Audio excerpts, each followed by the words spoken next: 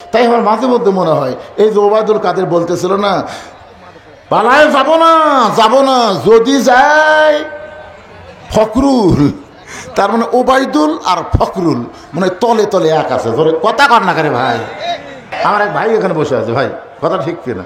এ ফকা মকা চলবি এই শালারা আগে নাস্তিক দল করতো।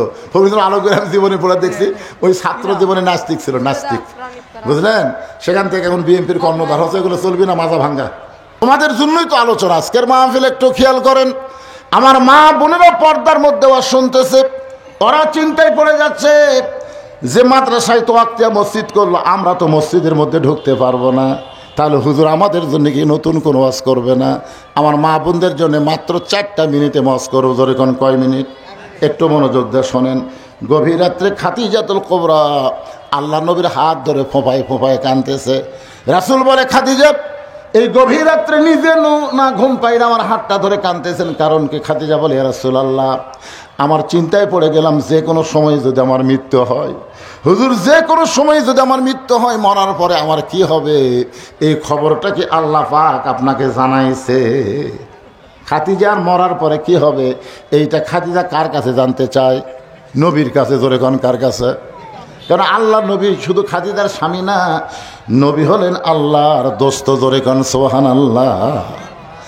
আল্লাহ রাসূল খাদিজার কপালে চুমা দিয়ে বললেন, খাদিজা ওই আল্লাহর শপথ করে বলতেছি, এই দুনিয়াতে 10 জন পুরুষকে আল্লাহ জান্নাতের সার্টিফিকেট দিয়েছে, আবার 10 জন নারীকেও আল্লাহ জান্নাতের সার্টিফিকেট দিয়েছে।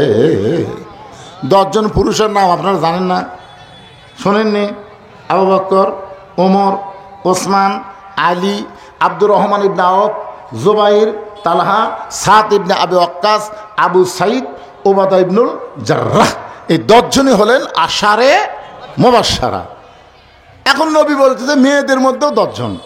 খাদিজা বলে, হুজুর তাহলে পুরুষের মধ্যে যদি 1 নম্বর আবু বকর হয়, মেয়েদের মধ্যে 1 নম্বর জান্নাতি কে হবে? আল্লাহ রাসূল বললেন, খাদিজাতুল কুবরা। আর কোন টেনশন আছে? পুরুষের মধ্যে 1 নম্বর হল আবু বকর, নারীদের মধ্যে 1 নম্বর খাদিজাতুল কুবরা। এই কথা শোনার পরে খাদিজা মুস্কি মুস্কি হাসতেছে। রাসূল বলে, খাদিজা আপনি সার্টিফিকেট পাওয়া 1 নম্বর জান্নাতি। পুরুষের মধ্যে 2 নম্বর হলো ওমর, নারীদের মধ্যে 2 নম্বর কে হলে ভালো হয়? নারীদের মধ্যে 2 নম্বর কে হলে ভালো? পুরুষের মধ্যে 2 নম্বর কে? ওমর। 3 নম্বর ওসমান, 4 নম্বর আলী। খাদিজা বলতেছে, রাসূলুল্লাহ আমার কাছে যখন জানতে চাচ্ছেন তাহলে শোনেন, নারীদের মধ্যে আল্লাহ 2 নম্বর জান্নাতের সার্টিফিকেট যাকে দিবে সেজন্য আমার কলিজা টুকরা ফাতেমা হয়। রাসূল দাঁড়িয়ে বললেন, খাদিজা আপনি কেমন মা? আপনাকে আল্লাহ 4টা মেয়ে দিছে, রোকে আছে, জয়নাব আছে, কুলসুম আছে, তারপরে ফাতেমা আছে। আপনি অন্য 3টা মেয়ের নাম না বলে আপনি সরাসরি ফাতেমার নাম কেমনে বললেন? খাদিজা বলতেছে, ইয়া রাসূলুল্লাহ আপনি নবী হতে পারেন, কিন্তু আপনি বাবা, আর বাবা কোনোদিন কোন সন্তান কেমন এটা বলতে পারবে না, কারণ বাবা আনন্দে মাতিয়া সাগরে ভাসাইয়া সেই যে চইলা যায় খবর লয় না। মাজন ধরিয়াই উদরে কতই কষ্ট করে, 10 মাস পরে পায় প্রসবের বেদনা, এমন দরদি ভবে কেউ হবে না আমার মা। মা গো। খাদিজা বলতেছে, নবী গো কুলসুমার পেটে ছিল, আমি সন্তান পেটে আছে বুঝবার পারছি। রোকেয়া যখন আমার পেটে ছিল, রোকেয়া আমার পেটে ছিল, আমি বুঝবার পারছি। জয়নাব আমার পেটে ছিল, আমি বুঝবার পারছি জয়নাব আমার পেটে আছে। ওগো আল্লাহর নবী, আল্লাহর শপথ করে বলতেছি, ওই ফাতেমা যখন আমার পেটে আইছে, পেটে সন্তান আছে, কিন্তু সন্তানের ওজন আমি বুঝতে পারি নাই। ওগো আল্লাহর নবী, আমার 3টা মেয়ে যখন প্রসব হয়েছে, আমি প্রসবের বেদনা ব্যথা বুঝতে পেরেছি, কিন্তু আমার ছোট মেয়ে ফাতেমা যখন দুনিয়াতে ভূমিষ্ঠ হলো, আমি বুঝতেই পারলাম প্রসব বেদনা, বুঝতেই পারলাম না। আমি লক্ষ্য করে তাকায় দেখি আমার মেয়ে ফাতেমা তার 2টা হাত জন্মের সময় ইজ্জতকে ঢেকে বের হয়েছে। আমি মা হয়েও তার ইজ্জত দেখতে পারি নাই। সেদিন থেকে বুঝবার পারছি ফাতেমা আমার সাধারণ কোনো মেয়ে না, জান্নাতের 2 নম্বর সার্টিফিকেট যদি দিতে হয় আল্লাহ যেন আমার কলিজার টুকরা ফাতেমাকে দিয়ে দেয়। রাসূল বললেন, খাদিজা আপনি যেই ফাতেমা সম্পর্কে 2 নম্বর জান্নাতের কথা বলতেছেন, কিন্তু আল্লাহ পাক আমাকে জানাই দিতে ফাতেমা জান্নাতি নয়, ফাতেমা জান্নাতি নয়, ফাতেমা জান্নাতি নয়। খাদিজা বলে, রাসূলুল্লাহ ফাতেমা যদি জান্নাতি না হয় তাহলে ফাতেমা কি? আল্লাহর নবী বললেন, ফাতেমা হলো জান্নাতি নারীদের নেত্রী, সাইয়্যিদাতুন নিসায়ে আহলুল জান্নাহ ফাতেমাতুজ যোহরা। খাদিজা বলে, রাসূলুল্লাহ কোন আমলের কারণে ফাতেমাকে আল্লাহ খাতুনে জান্নাত ডিগ্রি দিল? আল্লাহ রাসূল বললেন, খাদিজা একটা মাত্র আমল, যে আমলটা আপনি করতে পারেন নাই, সে আমলটা হলো পর্দা। আপনি কি বলতে পারেন দুনিয়ার কত পুরুষ মানুষ আপনাকে দেখেছে? খাদিজা বলতেছে, ইয়া রাসূলুল্লাহ 40 বছর বয়সে যখন আপনাকে স্বামী বলে স্বীকার করলাম, ওই সময় মক্কার সবচাইতে ধনবতী রমণ ছিলাম। এই ধনবতী হওয়ার পিছনে অনেকগুলো ব্যবসা বাণিজ্য আমি চালাইতেছিলাম। এই ব্যবসা বাণিজ্য চালাইতে গিয়া হাজার হাজার পুরুষের সঙ্গে আমার লেনদেন হয়েছে।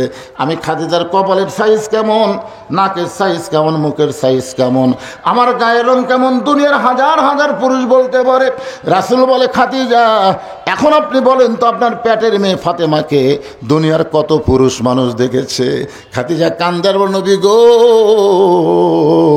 আমি মা হয়ে বলতেছি আমার ফাতেমা পর্দা নিয়ে দুনিয়াতে জন্ম নিয়েছে।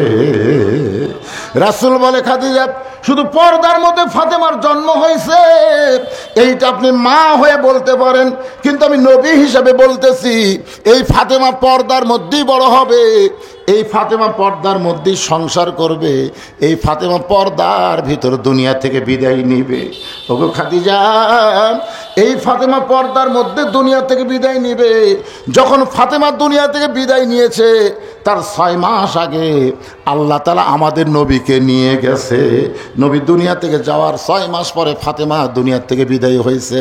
বাজান গো, নবী যখন দুনিয়া থেকে বিদায় নেবে এমন সময় ফাতেমা একবার জানলার কাছে, একবার নবীর জানলার কাছে, একবার নবীর কাছে। নবী ডাক দেয় বলে, ফাতেমা তুই আবার জানলার কাছে যাস, আবার আমার কাছে আসিস কারণ কি? ফাতেমা বলতেছে, বাবা আজরাইল যখন আসবে আজরাইলকে আমি বলবো, আজরাইল আমার বাবাকে রাইখ আমার জানটা কবজ করে নিয়ে যাও, আমার সামনে আমার বাবা দুনিয়া থেকে বিদায় নেবে, আমি ফাতেমা সহ্য করতে পারবো না। বাবা গো আজরাইলকে কোনো মানুষের চেহারা নিয়ে আসবে নাকি নিয়ে আসবে? রাসূল কান্দার বলে, ফাতেমা রে আমি আল্লাহর কাছে যাব, তুই কেন বাধা দেস? ফাতেমা বলতেছে, বাবা আপনি দুনিয়া থেকে চলে যাওয়ার পর আমি কার আদর পাবো, কার দেখাশোনা করব? রাসূল আয় রে ফাতেমা আয়, তুই আমার কাছে আয়। ফাতেমার কানে কানে নবী বললেন, ও ফাতেমা আমি দুনিয়া থেকে বিদায় নেওয়ার মাত্র 6 মাস পর তোর সঙ্গে আমার দেখা হবে। এই কথা যেই মাত্র বলেছে ফাতেমা হাসতে হাসতে ঘর থেকে বাইরে আসে। এমন সময় উম্মাহাতুল মুমিনিন এক সময় বলতেন, আয়েশা বলতেন, ফাতেমা রে নবী দুনিয়া থেকে যাওয়ার সময় তুমি যে কান্দা কাঁদতেছিলে একবার নবীর কাছে যাও, একবার জানলার কাছে দাঁড়ায় থাকো। নবী তোমার কানে কানে কি এমন বললো যে এটা বলার পরে তোমার চোখের পানি বন্ধ করে তুমি হাসিয়ে দিলাম? ফাতেমা বলে, ও গো আমার মা, আমার বাবা দুনিয়া থেকে বিদায় নেওয়ার পর সর্বপ্রথম আমার সঙ্গে দেখা হবে। মাত্র 6 মাস পরে ফাতেমা হযরত আলীকে বুকের মধ্যে নিয়ে গভীর রাত্রে কাঁদতেছে। আলী বলে, ফাতেমা কি হলো তোমার, এমন করে কেন কান্দো? ফাতেমা বলে, স্বামী গো, ও গো আল্লাহ আমার স্বামী শুনে নেন, আজকে গভীর রাত্রে আমার মৃত্যু হবে, আজকে গভীর রাত্রে আমার বাবার সঙ্গে আমার দেখা হবে। জোরে গান সুবহানাল্লাহ। আলী বলে, ফাতেমা আমি তোমার স্বামী আছি, তোমার হাসান হোসেন আছে, তোমার সন্তানদেরকে বাদ দিয়া, তোমার স্বামীকে বাদ দিয়া তুমি খালি তোমার বাবার কাছে যাবার চাও। ফাতেমা রে আল্লাহর কাছে বলো আল্লাহ যেন তোমাকে আরো কিছুদিন হায়াত দেয়।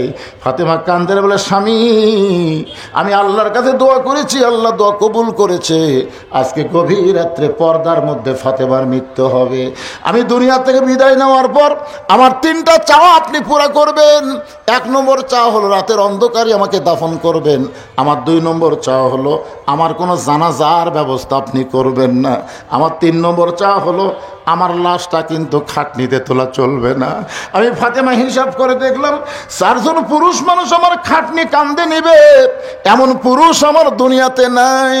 আমার বাবা যদি থাকতো দুনিয়ায়, মরা মেয়ের লাশের খাটনি বাবা কান্দে নিবার পারতো। আমার হাসান হোসেন যদি বড় হইতো, মায়ের লাশের খাটনি কান্দে নিবার পারতো। ওগো স্বামী, আমার জানাজার ব্যবস্থা করবেন না।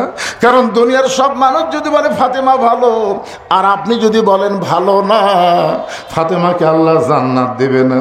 আর দুনিয়ার সমস্ত মানুষ যদি বলে ফাতেমা খারাপ, আর আপনি যদি বলেন ফাতেমা ভালো, এক স্বামীর সার্টিফিকেট আল্লাহ ফাতেমার জন্য 8টা জান্নাতের দরজা খুলে দিল।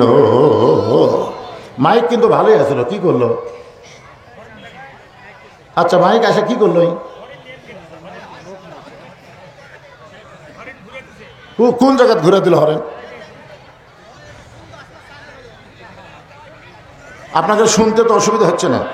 না সন করলে বিপদ। এই মাইকের কোনো ডিস্টার্ব নাই, আমি আওয়াজ করতেছি, খুব শান্তি পাচ্ছি। কিন্তু এখন আসে কি তো করলো, চনচনি শুরু হয়ে গেল। একটু জিকির করেন লা ইলাহা ইল্লাল্লাহ, জোরে লা ইলাহা, লা ইলাহা ইল্লাল্লাহু মুহাম্মাদুর রাসূলুল্লাহ। গভীর রাত্রে হযরত আলী ফাতেমাকে জান্নাতুল বাকির মধ্যে দাফন করে আল্লাহর কাছে বলতেছে, আল্লাহ ফাতেমা পর্দা নিশি তুমি কবুল করে নাও। এই দোয়া করার পরে তাকায় দেখে সামনে কয়েকটা পুরাতন কবর দেখা যায়। এইমাত্র হযরত আলী নিজ হাতে ফাতেমাকে দাফন করেছে, সেই নতুন কবর নাই। গোটা জান্নাতুল বাকি দৌড়ায় বলে ফাতেমার কবর, ফাতেমার কবর। কে যেন ডাকতে বলে, আলী রে, ফাতেমা পর্দা নিশি, আমি আল্লাহ জোহরা ডিগ্রি দিয়া ফাতেমার কবরটাকে কিয়ামত পর্যন্ত পর্দা করে দিয়েছি। আমার মায়েরা যারা পর্দার অন্তর আছেন, মা আজকে যত আলোচনা পুরুষদের জন্য করি, আপনাদের 1 নম্বর আমল হলো পর্দা। পর্দা যদি ঠিক না থাকে, আপনি যতই রোজা করেন, যতই নামাজ পড়েন, একটা ইবাদত আল্লাহর দরবারে কবুল হবে। এখন বলেন তো, এই পর্দা মেয়েরা করবে, মেয়েরা পর্দা করবে, কিন্তু পর্দার ব্যবস্থা কারা করবে? মেয়েরাই, মেয়েরাই। আল্লাহ রাসূল কেন বললেন আর দায়ুসুল আয়াদুল জান্নাহ, দায়ুস কোনোদিন জান্নাতে যাবে না। সাহাবারা বললেন, ইয়া রাসূলুল্লাহ, দায়ুস কোন নারী? রাসূলুল্লাহ, দায়ুস কোন নারী না, দায়ুস ওই সকল পুরুষ মানুষ যাদের অধীনে নারীরা পর্দা করে না। এখন আপনারা যারা এখানে বসে আছেন, শুধু নামাজের আইন পাস না, কোরআন দিয়ে যখন বাংলাদেশ চলবে, পর্দার আইনও বাংলাদেশে পাস হবে। জোরে কোন কথা ঠিক কি না? এই জন্যে ইয়া আইয়ুহাল্লাযীনা আমানুত্তাকুল্লাহা ওয়া কুনু মাস সাদিকিন। আমি এভাবে ওয়াজ করতে থাকবো, 4টা যদি 2-4 মিনিট পার হয়ে যায়, সমস্যা আছে? কোনো সমস্যা আছে? প্রতিদিন 4টার সময় আসর পড়ে, আজকে যদি 4:15 হয়। কিন্তু কমিটির মধ্যে একটু মুখ চাওয়াচাই হচ্ছে যে হুজুর তো যে টানা ওয়াজ ধরলো, বারে যে ওয়াক্তে মসজিদের জন্য আমরা মাহফিল করতেছি, মসজিদের কি হবে? তো এই জন্যে 2টা মিনিট ভাই, 2-4টা মিনিট আপনাদের কাছে একটু ব্যাগ যাবে, গামছা যাবে। গত বছর যেভাবে আপনারা দান করেছিলেন, প্রাণ খুলে যার যার সাধ্যে খুলাই, আল্লাহর রাস্তা, আল্লাহর ঘর, পৃথিবীর শ্রেষ্ঠ জায়গা হলো আল্লাহর ঘর। জোরে কোন কথা ঠিক কিনা? এই মসজিদে মহব্বত করে আপনারা দান করবেন। ব্যাগালা পার্টি কোথায়? ব্যাগালার আছে আশেপাশে? ভিতরে নাম, ওই পিছন দিক থেকে আমার ট্রেস পন্থা আসা কঠিন হবে। এই জন্য ব্যাগ নিয়ে আপনাদের কাছে যাবে 10, 20, 50, 100। কেউ যদি 500, 1000, 2000, 10,000 পারেন, তাহলে সেইটা ব্যাগের মধ্যে দিয়েন না। ব্যাগের মধ্যে না দিয়ে সেইটা আপনার ট্রেজে দেন। 500-র নিচে যেগুলো, সেগুলো ব্যাগত দেন। আর 500-র উপর যেগুলো দেবেন, সেগুলো এখানে ট্রেজত দেন। কারণ 500-র উপর ব্যাগের মধ্যে টাকা ঢোকে না। আমি ব্যাগের টাকা যখন গণে বহুদিন দেখছি, 10, 20, 50, 100, 10, 20, 50, 100। কারণ 500 টাকা দিবার গেলেই নফস বলে, দেশ না, কেউ তো দেখতেছে না রে, তুই যে 500 দিলি, ওটা কে দিল বুঝবার হবে? তাই এই জন্য দান হলো দুই রকম, একটা গোপনে দান, একটা প্রকাশ্যে দান। আল্লাহ রাসূল বলেছেন গোপনে দানের চাইতে প্রকাশ্যে দানই হলো উত্তম। কি নাম? এইভাবে দেখেন, আমি এটা কিভাবে হাতত পাই এখন, এটি কে টাকাগুলো হেল্প করবি রে?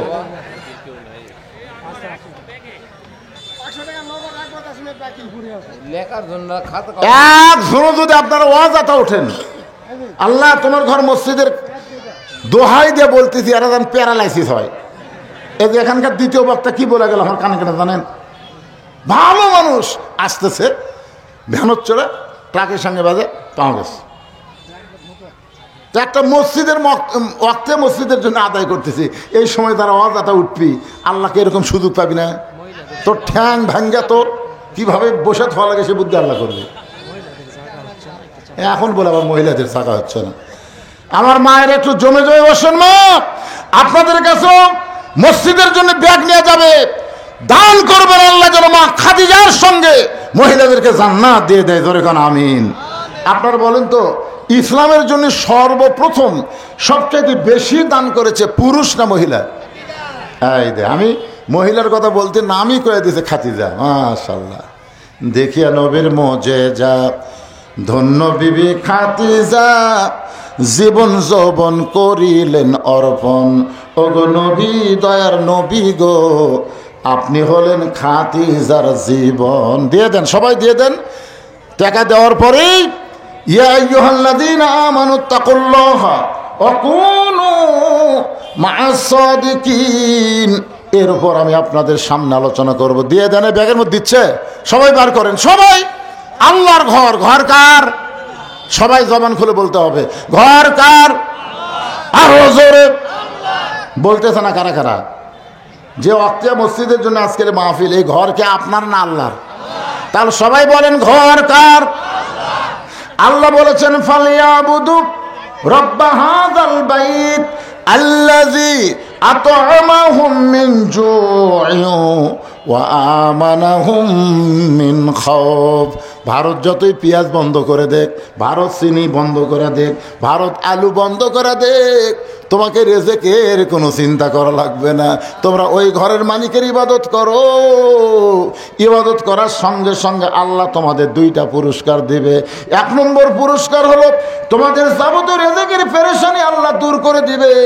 সমস্ত ভয় থেকে আল্লাহ তোমাকে পুরাপুরি নিরাপত্তা দিয়া দিবে। আপনার বলেন তো, ভারত যে আমাকে পেঁয়াজ বন্ধ করে দিছে, পেঁয়াজের দাম আজকে বেশি না কম?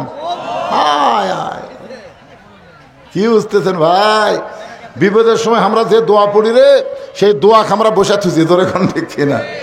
কি দোয়া? সবাই কন না কেন? দোয়ার নাম কি? ইউনূস নবীরে খাইলো মাছেতে গিলিয়া, ফেরেশতা পাঠাইলেন আল্লাহ ইসমে আজম দিয়া। দমে দমে শহর দম পড়ে সে ইসমে আজম, মাছেরই উদর হইতে বাঁচাইলা প্রাণ। সবাই বলেন আল্লাহু আল্লাহু, তুমি জানলে জানালুহু, শেষ করা তো যাই না গিয়ে তোমার গুণগান। আচ্ছা, ব্যাগগুলো যা আদায় করে না, কোন দিকে যাবে?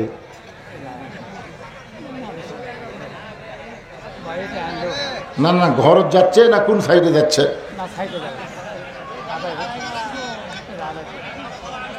না, ব্যাপারটা হলো কি, এখন বহু খোর বাড়াচ্ছে, ডাল খোর, হেরোইন খোর, গাঁজা খোর। এর মধ্যে কেউ যদি একটা ব্যাগ লিয়া দাঁড়ায় আর নিজের মনে করে যদি চলে যায়, সেজন্য বলতে যে ভাই এই ব্যাগগুলা কুটি যাবি।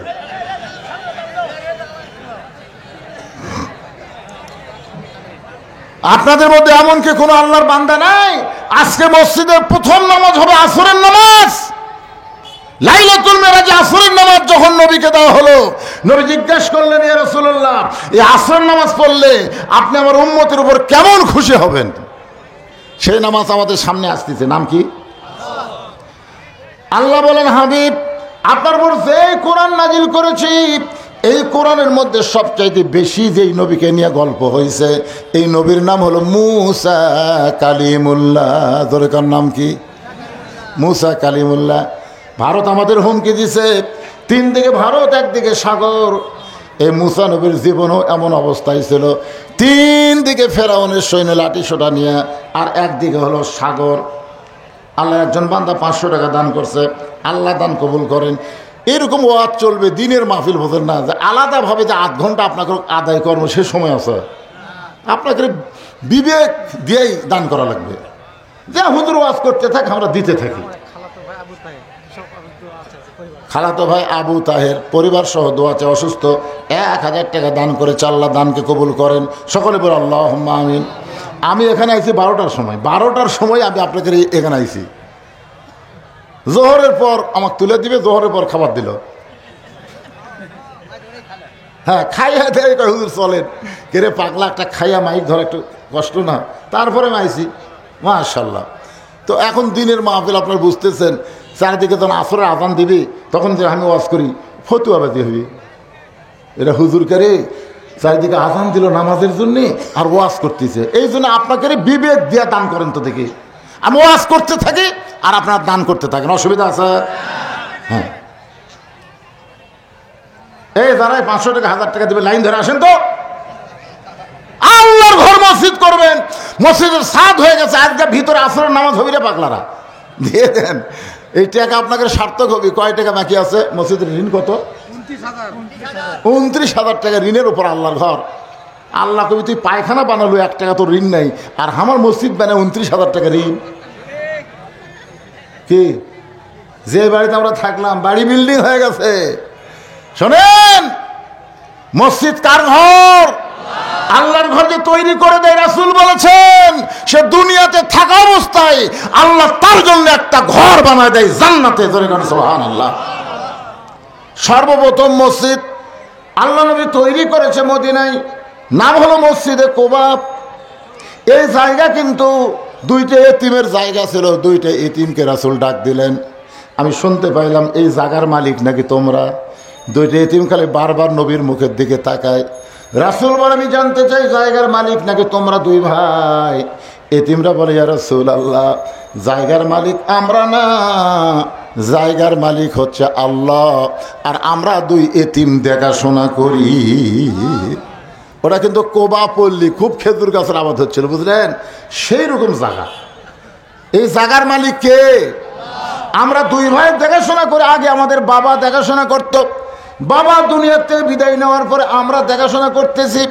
রাসূল বলে জায়গাটা আমার পছন্দ। 2 এতিম বলে আপনি জায়গা কি করবেন? বলে এই জায়গায় আল্লাহর ঘর মসজিদ বানাবো, এর বিনিময়ে তোমরা কি চাও? 2 এতিম বাচ্চা নবীর মুখের দিকে ফেল ফেল করে তাকায় থাকে। রাসূল এতিমের চোখের পানি মুছে দিয়ে বলেন, শিশুকালে মইরা গেছে মা, গর্ভে থাকতে মরছে পিতা, আমি চোখে দেখলাম না। তোমরাও যেমন এতিম, আমি নবীও তেমন এতিম ছিলাম, বলো এর বিনিময়ে তোমরা কি চাও?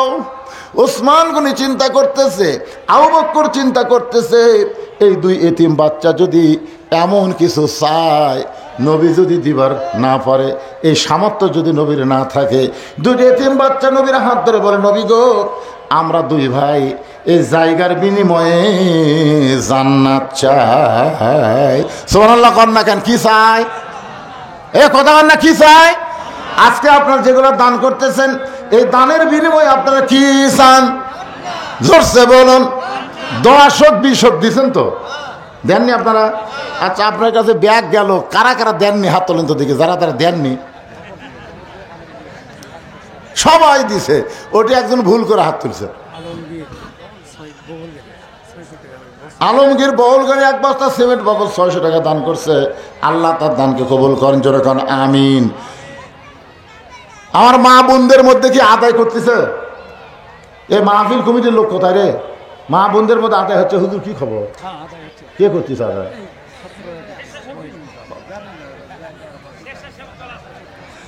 আমার মা আল্লাহর রাস্তে বেশি বেশি দান করবেন। শোনেন যে কথা বলতেছি,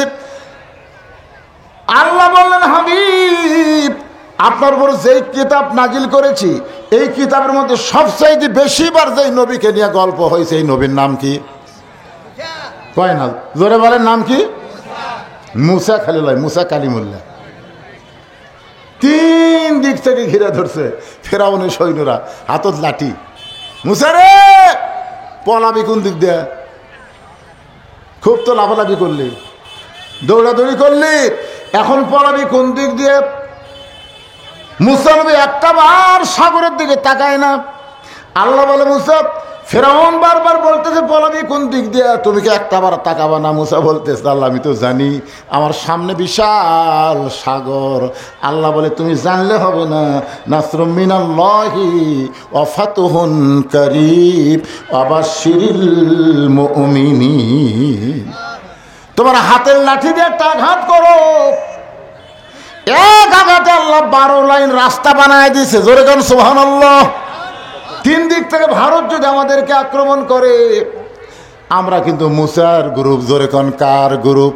এই কথা কন না কেন, কার গ্রুপ? আমাদের জন্য আল্লাহ কি বঙ্গোপসাগর রাস্তা বানাবার পারে কি পারে না? 12 লাইন রাস্তা হয়ে গেছে। কি রওশনার একজন মা দেখে মেয়েকের মধ্যে না গেলে এই রওশনার হেঁটে আসে। আচ্ছা, অন্য লোকের হাতে রওশনারা মা 500 টাকা দান করে, আল্লাহ মায়ের দানকে কবুল করেন। যে নিয়তে রওশনারা দান করলো আল্লাহ তার নেক নিয়ত দেখে কবুল করেন। অনেক মায়েরা কিন্তু বাপের কথা মায়ের কথা বেশি চিন্তা করে। দেখবেন নাইরা এসে বাপের বাড়ি এসে থাকে, বাবা নাই, ভাই আর ভাবি ঘরের মধ্যে খালি কোট কোট কোট কোট করতেছে। তো বোন এখন দরজার কাছে কান শোনে, ভাবি বলতেছে, তোমার বোন যে আইলো কয়দিন? এক দৌড়ে মায়ের ঘরে যায়, বাবার ঘরে যায়, বাবার ঘরের মধ্যে কান্দে, বাবা তুমি নাই, মা তুমি নাই, আজকে ওয়াজ শুনবার আইছি বাড়িতে, ভাই আর ভাবি খালি কুটকুট করতেছে। অথচ বাবা ওই ভাইয়ের দিছে 10 বিঘা জমি আর বুনুক দিছে 1 বিঘা জমি। জোরে কর ঠিক কিনা? মরার সময় ভাইকে বলে গেছে, বাবা আমি মরে যাচ্ছি, এই বোনকে মাঝে মধ্যে নিয়ে আসবি, খাওয়াবি দাওয়াবি। আরে এত সম্পদ নিয়ে আজকে ভাবির বুদ্ধি শোনা, বইয়ের বুদ্ধি শোনা, অনেক ভাই বোনকে দেখবার পারে না। এরকম আছে না নাই? আজকে সেই সমস্ত মায়েরা আফসোস করতেছে যে আমার বাবা মা কবরে গেছে, বাপ মার রুহের মাগফিরাতে এই মসজিদের জন্য 1000 টাকা দেন মা, আল্লাহ আপনার বাপ মার কবরকে জান্নাতের টুকরা বানায় দিবে। জোরে কোন সুবহানাল্লাহ। যে কথা বলতেছিলাম, 3 দিকে ফেরাউন লাঠি নিয়ে আক্রমণ করেছে। মুসা নবী 12 লাইন রাস্তা পাইছে। 12 লাইন রাস্তার মধ্যে সবচাইতে বড় লাইন রাস্তায় মুসা নবী তার সাঙ্গপাঙ্গ নিয়ে এক নিয়তে 4 রাকাত নামাজ পড়ে। ওই 4 রাকাত নামাজ আল্লাহর কাছে এতই ভালো লাগছে, আল্লাহ বলে, হাবিব ওই মুসা নবীর 4 রাকাত নামাজ আপনার উম্মতের জন্য আসরের 4 রাকাত হিসাবে দিয়া দিলাম। আপনার উম্মতের আসরের 4 রাকাত নামাজ ফরজ যখন জামাতের সঙ্গে আদায় করবে, মুসা নবীর সমপরিমাণ সওয়াব আমি আল্লাহ তাদের আমল নামায় দিয়া দিব। আজকে মাহফিল শেষ হলে এই মসজিদে আসরের নামাজের জামাত হবে। সবগুলো তো ধরবে না, যে কয়টা ধরবে আমরা মসজিদে পড়বো, বাদ বাকি আমরা এই মাহফিল আদায় করব আসরের নামাজ। ধরে বলেন কোন নামাজ? কারা কারা পড়বেন না? না না, হাত তুলবার বলতেছি না, যারা যারা পড়বি না। আরে মান তারাকা সালাতু মুতাম্মিদান ফাকাত কাফারা, ইচ্ছা করে এক ওয়াক্ত নামাজ যারা বাদ দিল আল্লাহর সঙ্গে তারা কুফরি করলো। ঠিক কিনা বলেন? এখন আসেন অকুনু মা'আস সাদিকিন। যদি ইমানদারের আল্লাহর ভয় কলিজার মধ্যে রাখতে চায় তাহলে সত্যবাদীদের সাথী হওয়া লাগবে। আপনারা বলেন তো, দুনিয়াতে যত কথা আছে তার মধ্যে সবচেয়ে সত্য কথার কিতাবের নাম কি? আপনারা বলেন তো, এই কোরআনের মধ্যে একটা কথা মিথ্যা আছে? এজন্যে কেউ কেরাত করলে শেষে কি বলে? সাদাকাল্লাহু আলিয়্যুল আযীম। সাদাকাল্লাহ মানে কি? যা কিছু বললাম সত্য কথা বললাম। এখন এই সত্যবাদী বলতে কোরআন থেকে যারা কথা বলে, কোরআনের রাজনীতি যারা করে, বাংলাদেশে যারা কোরআন মোতাবেক দেশ চালাবার চায়, এদের সাথে আমাকে হওয়ার দরকার আছে না নাই? জোরে কেন আছে না না? আর কথা কয় না, আছে না নাই? সব দেখা শেষ। এখন আগামীতে আমরা কি দেখব, এই দেখা নিয়ে আপনারা একটু চিন্তা ভাবনা করবেন, বুঝলেন? চিন্তা ভাবনা করবেন। কারণ বহু দেখেছি আমরা, বহু দেখেছি। শহীদ জিয়াকে দেখেছি, এরশাদ চাচাকে দেখছি, আর শেখ মুজিবুরকে আমরা সবাই ভালো খুব একটা দেখিনি। আমাকে বুড়ার মতন দেখতেছেন কিন্তু না, ওই সময় আমার বয়স খুব একটা হয়নি। কিন্তু শহীদ জিয়ার সময় আমার বয়স মোটামুটি হয়েছিল। দেখেন, 4.5 বছর তিনি বাংলাদেশ চালাছে। কয় বছর? 4.5 বছর। ওনার জীবনের মধ্যেই 2 ছেলেকে ওনার স্ত্রী স্কুলে ভর্তি করতে গেছে, স্কুলে ভর্তি করতে গেছে, গায়ের কাপড় পুরাতন। তো এখন হেড স্যার বলতেছে যে তোমাদের বাপের নাম কি? তখন বলতেছে আমাদের বাপের নাম, মায়ের মুখের দিকে তাকায়, খালি মায়ের মুখের দিকে তাকায়। তখন হেড স্যার বলে তোমাদের বাপের নাম জিজ্ঞেস করি, মায়ের মুখের দিকে তাকাও খায়। তখন বলে আমার বাপের নাম হলো জিয়াউর রহমান। হেড স্যার বলতেছে এটা কোন জিয়া? তো মায়ের দিকে তাকায়, তা আরাফাত আর কোকো দুই ভাই মায়ের দিকে তাকায়। মা তখন চোখের টিভিতে বলতেছে বল, বাপ নিষেধ করছে, খবরদার আমার পরিচয় দিয়ে ভর্তি না হস। তো এখন বাপ এটা কোন জিয়া? তখন কি বলবি? তখন বলছে প্রেসিডেন্ট জিয়া। যেই কথা প্রেসিডেন্ট, হেড স্যার লাভ ধরছে, প্রেসিডেন্ট জিয়ার ছেলে আপনারা তো এরকম পুরাতন কাপড় কাপড় দিচ্ছেন কেন? বলে আমার বাবা তাই যে আর্মির কাপড় পায়, যে কাপড় সরকার থেকে পাইছে সে কাপড় পুরাতন হয়ে গেলে সেই কাপড় পরিষ্কার করে ওই কাপড় দিয়ে আমাদের প্যান্ট শার্ট বানায় দেয়। বাংলাদেশ থেকে যখন বিদায় নিল, শহীদ জিয়াকে কিন্তু বাংলাদেশের মানুষেরা হত্যা করেনি, ভারতের ইন্ধনে শহীদ জিয়াকে হত্যা করা হয়েছে। কারণ কথা ঠিক কি না? কারণ জিয়া রহমান থাকলে তো ওই যে তালপট্টির খবর আপনাদের মনে আছে? ভারত কিন্তু তালপট্টি দখল করে বসেছিল। তালপট্টি কেবারে মুরব্বীরা তালপট্টির কথা মনে নেয়? জিয়া রহমান কি বলছিল? কারণ তোরা সৈন্য আর আমি সৈনির কি মেজর জেনারেল।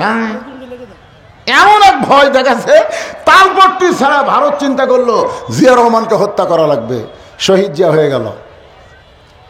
শহীদ জিয়ার বাংলাদেশ, তিতুমিরের বাংলাদেশ, রহম করো আল্লাহ। সবাই বলেন রহম করো আল্লাহ। যখন ধর্ম নিরপেক্ষ সংবিধানে লেখা ছিল, ওই সময় শহীদ প্রেসিডেন্ট জিয়াউর রহমান আল্লাহর উপরে সর্বময় আস্থা নিয়ে বিসমিল্লাহির রহমানির রহিম শুরু করে দিলেন। কথা কন না কেন? সেই শহীদ জিয়ার দল কিন্তু ইসলামী দল। কিন্তু এখন যে বিএনপি, এইটা নিয়ে আমাকে একটু চিন্তা হচ্ছে। এই বিএনপির আসল নেতা কি ফখরুল ইসলাম না তারেক জিয়া? তারেক জিয়ার প্রত্যেকটা কথা অত্যন্ত সুন্দর। আসলে উনি বিদেশে গেছে, ম্যাচিউর হয়ে গেছে। আমি তো মনে করতেছি যেদিন তারেক জিয়া বাংলাদেশে আসবে, বিমানবন্দরে জায়গা হই মানে 50-60 লক্ষ মানুষ তাকে অভ্যর্থনা জানাবি। তোর এখন কথা ঠিক কিনা? কিন্তু এই ফকা আলমগীর যেদিন ছাত্রলীগ নিষিদ্ধ করা হলো, সেদিন সাংবাদিক যা বললো ছাত্রলীগ যে নিষিদ্ধ, আপনার বলেন তো ছাত্রলীগ কি মানুষ না গুন্ডা? কতক্ষণ মানুষ না গুন্ডা?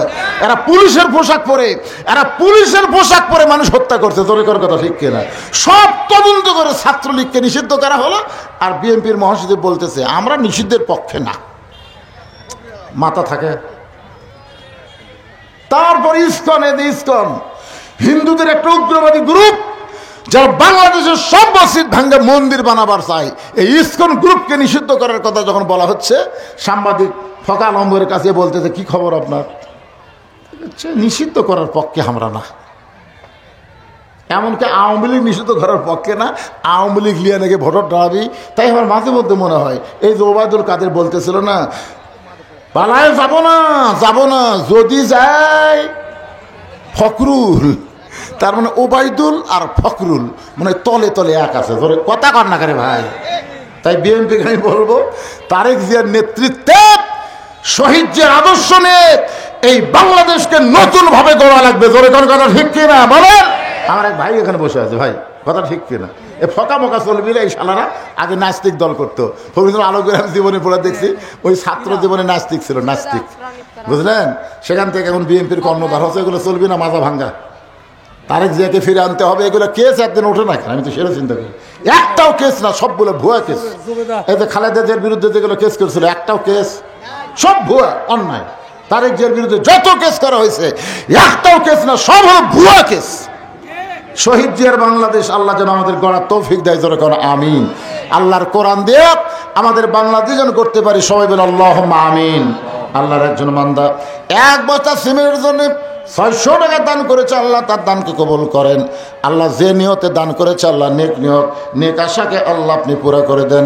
সকলে যারা পিছনে আছেন সবাই সামনের দিকে আসেন, উঠে আসেন। যারা গেছে চলে গেছে, আদায় করলে মানুষ থাকে। আপনি ওয়াজ শোনেন সারাদিন, লোক লড়বি না। তেরকে উদ্দেশ্যই হলো মসজিদের উন্নয়ন কল্প।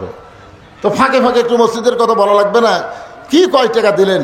যার কারণে মাহফিল ভাঙ্গে সব চলে গেলেন। এখন সামনের দিকে আসেন, ইস্তেগফার পর দোয়া করবো আমি।